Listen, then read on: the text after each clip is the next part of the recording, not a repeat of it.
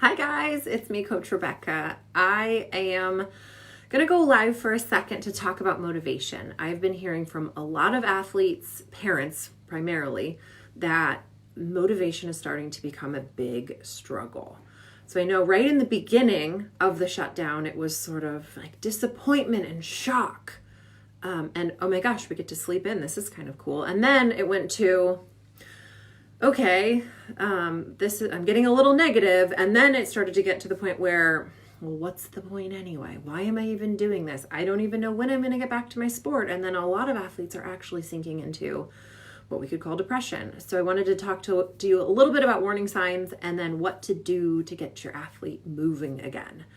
And this made me think of this concept that a sports star dies twice, meaning they die once at their retirement and then they die again at their real death. And this is something that you could see happening kind of at a minor level, maybe even a major level, especially among athletes who it was their senior year in college or even their senior year in high school, or an athlete who was having the best season of their life and then it was cut short, or an athlete who had just been coming back from to a year of rehab from an injury and they were ready to hit the ice again or ready to hit the mat again and they can't train. Or someone, anyone who's been getting through a mental block. I know a couple of girls in the Perform Happy community where they had just gotten all their skills. They were ready for the state meet and it's closed. So what is someone to do when their whole plan is out the window and now here they are isolated? So what humans do in this situation is that they start to go inward. And here are some warning signs that your athlete might be slipping into depression or, even just sort of losing motivation in a way that's going to be potentially harmful for them. So one of them is they don't want to get up. It can affect sleep patterns. Maybe they are staying up later and then sleeping later, or they're not getting enough sleep. Maybe they're not sleeping well. If they're not getting their, 9 to 10 hours, that's not ideal. It's also going to affect energy if their sleep is impacted. So sleep is very important. Sleep is important always. If there's anxiety, if there's a motivation issue, if there's energy issues, you always want to start with sleep. Then we've got the nutrition layer. So some people are just like eating because they're bored, or they're eating because they're used to eating a certain amount, but they're not training. And they're also not getting the nutrition in their bodies that is going to be really useful for them. So that's another thing to just keep an eye on is, okay, what's happening to nutrition here? They're also getting increasingly negative. So they might have been thinking like, yay, I get to sleep in. This is cool. Oh my gosh, I've never had free time in my life. What hobby would I even like to have? But then they get to the point where they're like, oh, I don't want to do another thing on the computer. I'm so sick of the computer and I don't feel like doing that conditioning today. I'll do it tomorrow. Or they're just starting to sort of lose momentum on certain things. And then a lot of athletes are wanting to check out. And I know that this happens with me. I'm sure it happens to all of you parents out there watching, that you just kind of want to check out. And you're like, you know what? This is too much. I can't deal with this. So I'm just going to pull out my phone and do a little scrolling. Or I'm just going to kind of, but then what happens is that becomes an increasing source of negativity. And then you have this negativity snowball that's going down the hill. And they're not moving, they're not getting the right kind of sleep, not the right nutrition, and you're like, what is happening to my kid? Like this is sort of devastating. So there are 3 ways of dealing with a situation like this. The first one is victim mode. You can go into victim mode, which would be like, why is this happening to me? This is not fair. This was supposed to be my X, Y, and Z. I don't want to deal with this. And then usually that'll send you into a what's the point anyway, because you feel like you have no control. You feel hopeless, like this thing is spinning out of control. I don't know how to handle this. I don't like it. I didn't pick this. So I'm just going to be sad and I'm not dealing. Okay, that's the victim mentality. The second one is survivor. Okay, that's usually the athlete who's like, I'm okay. I'm fine, mom. It's okay. but you can tell they're weighed down by it, but they're not being honest and they're trying, and we might even be in this position. You might be in this position where you're probably more susceptible to negativity. So the second you pull up the news, you're like crushed back into we're going to run out of money and everything's going to be horrible. And you have to kind of like dig yourself back out of it and be like, okay, like you get the anxiety so fast. If you're just surviving, you're kind of delicately okay until anything snaps you out of it. And then you're like, it's not going to be okay.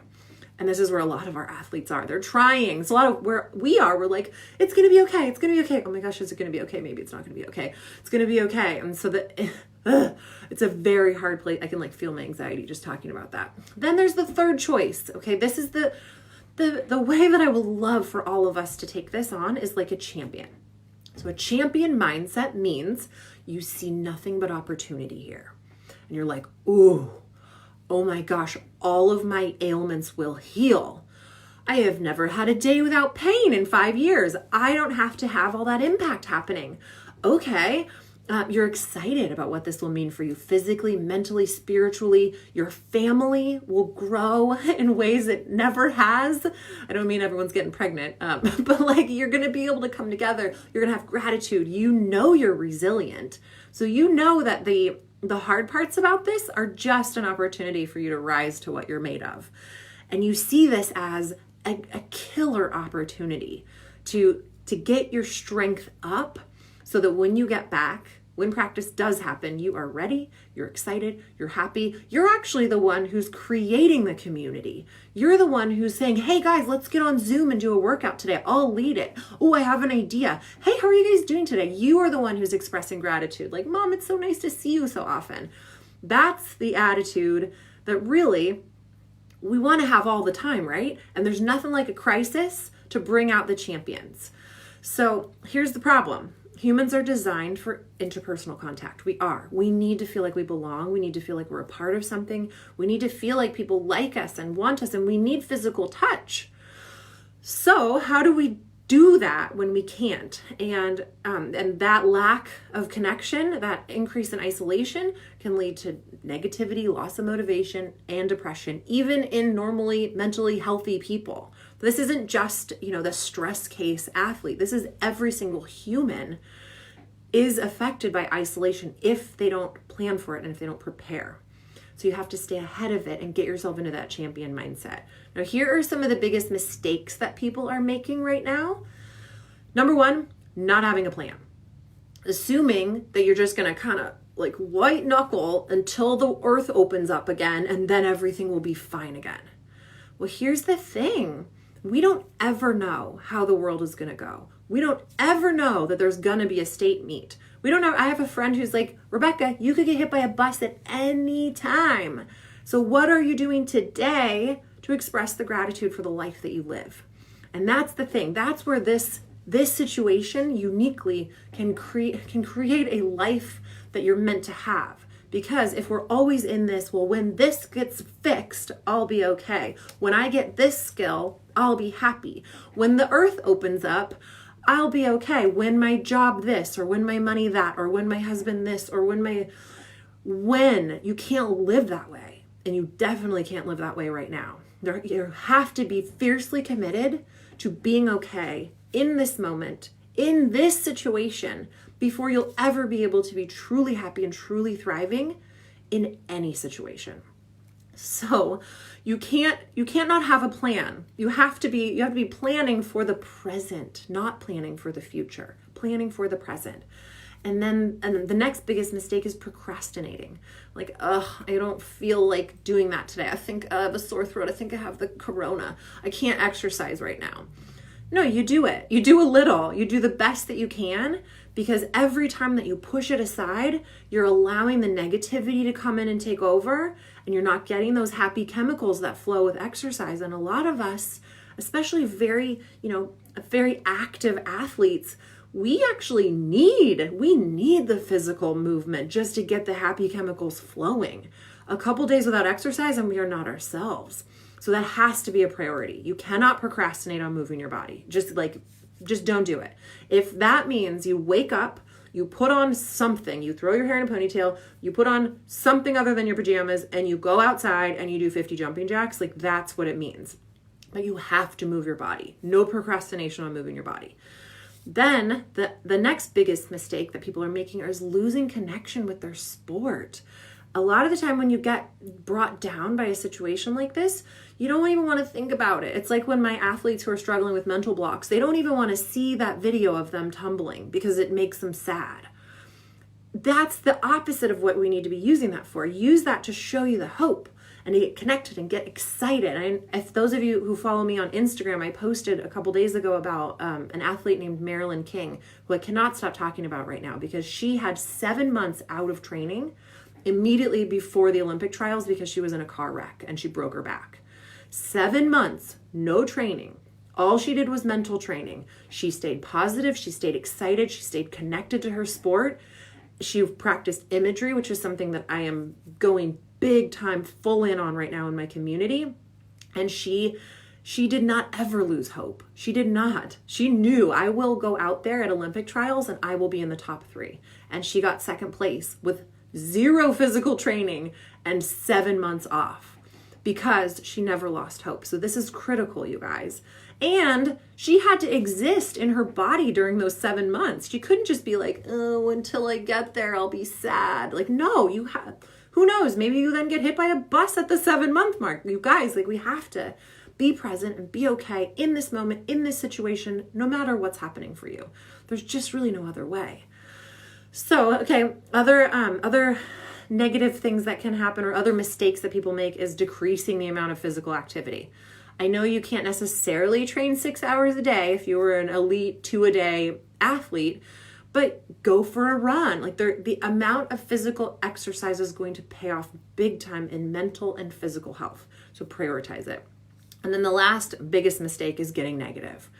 If you start to go the negative path automatically, it's building those pathways into your brain in a way that it's habitual and it's sort of permanent. Until you make the effort to switch it, it will stay that way. So anything that's starting to shift to a negative trajectory right now is going to be wiring itself into your brain. So if you don't take a concerted effort to get back to positive or at least neutral right now, and be very disciplined about it, you're going to have to, so yeah, you go back and yay, we're back in the gym, we're training.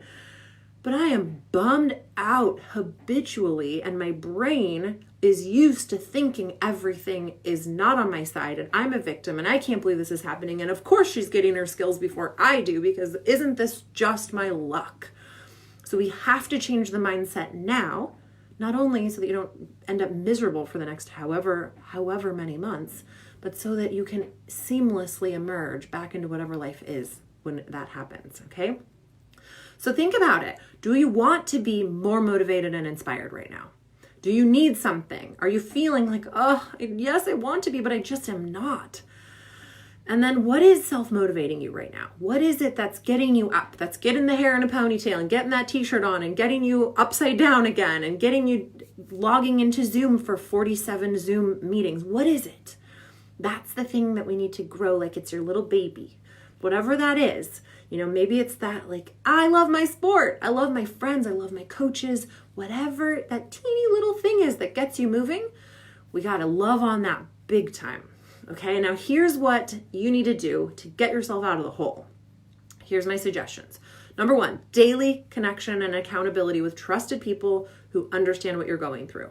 So that means it's not just you whining to your mom all the time. It means you are talking to athletes who are in your same exact situation, who also lost their season, who also feel like they're getting fat, who also are, so you guys can all jam on it and go, okay, we're venting and actually we feel okay, or I feel guilty about feeling okay. Whatever it is, whatever your situation is day by day, you have to have daily connection and accountability with those people who get you. Number 2, it's best to not have a parent-child relationship where it's constantly like nag. You should do your workout. You should do this thing. If you don't do this, then and then it's like you're forcing and you're punishing and nobody feels good. Then of course everybody's motivation is down and parents are like, I don't even care. Fine. Waste away into a noodle for all I care. I got to go work on Zoom. That's not the solution. So that's why we are offering some one-on-one coaching to help take that off of the parent. We have a few spots available with our coaches right now that can help just allow the athlete to have that moment of grief, to talk about whatever it is that's happening, or to be like, I'm not sad. I didn't have my skills and this was a relief. Whatever that experience is that they're having, it's great to have that in a neutral environment. And then also we set up the plan. We set up the accountability. The Perform Happy community is specifically set up so that athletes can have that daily check-in. We're doing challenges every week. We meet every single day except for Sundays and some Saturdays we take off. Where we meet every day and we have a new challenge, a new motivation, a new exercise, a new activity, and most importantly, we're coming together. And it sets a little structure to their day.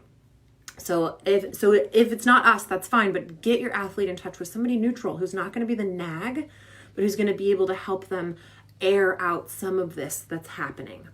Okay, then we got to have diligent work on maintaining a useful mindset. Diligent, meaning if you start to go down the negativity path, have a plan to pull it back.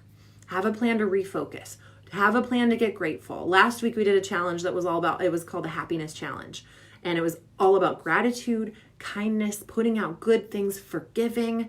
And that we've got all of the challenges are in the Perform Happy community for members to use, because we have exercises on motivation. We're working on anxiety this week. So anybody who's dealing with the anxiety of, oh my gosh, am I ever going to get back to where I was? That's what we're going to dig into, and getting courageous and being able to pull ourselves up during hard things and become better. So make sure that you are working diligently at keeping your mind the best, the most positive that it can possibly be, and get yourself out of the victim, out of the survivor, and into the champion mode, where you are looking at this situation like, thank you. Thank you for my health. Thank you for this opportunity. Let's go get better. Okay, so if you are interested, like I said, we don't have a whole lot of room for new clients, but we do have some space. If you want to give it a try and see if your athlete resonates with me or one of our coaches, you can go to CompletePerformanceCoaching.com/consult, CONSULT, and you can schedule a free consultation. We will chat. We'll see if it feels like a good fit. And then we can set up a couple of sessions just to get you back on track and take it from there. So if you have any questions, you can reach out to me, Rebecca at performhappy.com, or you can always comment here or send us whatever. You guys know how to find me. And keep me posted on what's going on for you. I'm here for you. This is a critical time, so don't let the negativity and depression take your sweet, precious child and turn them into, okay? I'm going to do my best to not be with my family too. I'll see you soon. Bye.